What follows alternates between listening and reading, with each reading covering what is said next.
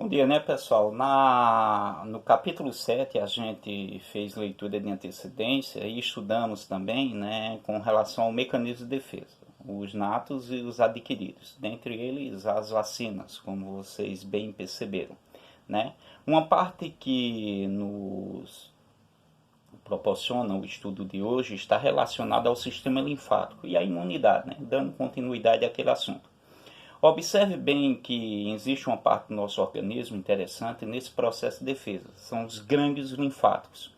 Os gânglios linfáticos consistem em uma área, né, dilatadas dos vasos linfáticos, denominados linfonodos, né?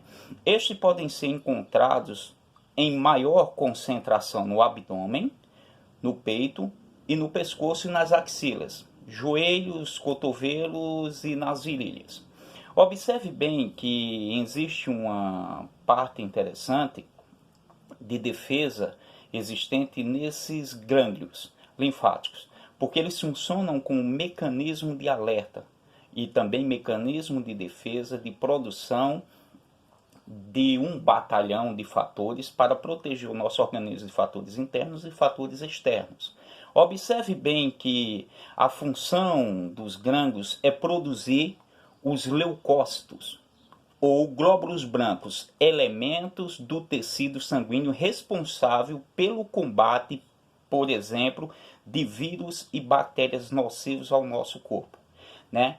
Para você ter uma noção dessa relação, você identifica que o nosso organismo é perfeito, ele tem uma formação ao longo do nosso processo de vida, desde o ventre materno até a nossa velhice, porque o organismo ele vai se transformando. Eu não sei se você lembra das características dos seres vivos, que a gente estudou, acho, lá na quinta série. Todo ser vivo nasce, todo ser vivo, né, ele vai crescer, ele vai desenvolver, ele vai reproduzir, ele vai envelhecer, ele vai morrer. Então, durante esse processo da nossa vida, existe também mecanismos internos que funcionam para a defesa desse mecanismo, o organismo vivo, o nosso. Observe que a íngua é uma coisa interessante. Alguém já teve ela em determinada parte da vida.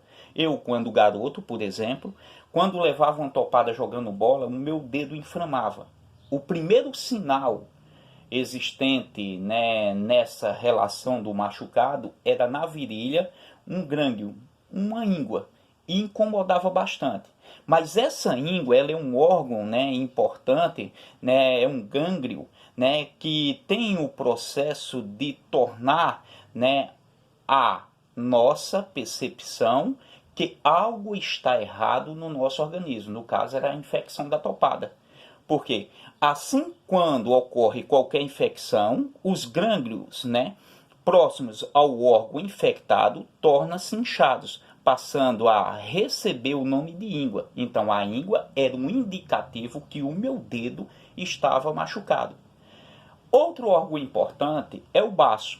O baço é uma estrutura assemelhada a um gânglio linfático, né? A diferença é que os gânglios eles estão distribuídos ao longo dos vasos sanguíneos, né? Enquanto o baço consiste numa concentração maciça de gânglios em contato direto com a circulação sanguínea. O baço, né, é interessantíssimo porque ele tem algumas características. Ele é localizado no lado esquerdo superior do abdômen, né?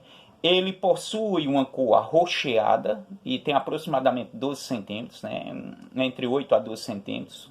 Para você ter uma noção, ele exerce várias funções, dentre as quais se destacam, né, filtrar todo o sangue do organismo, remover, né, do sangue circulante os glóbulos vermelhos envelhecidos, fazem um processo de renovação, eliminar da circulação todas as partículas estranhas, tais como bactérias.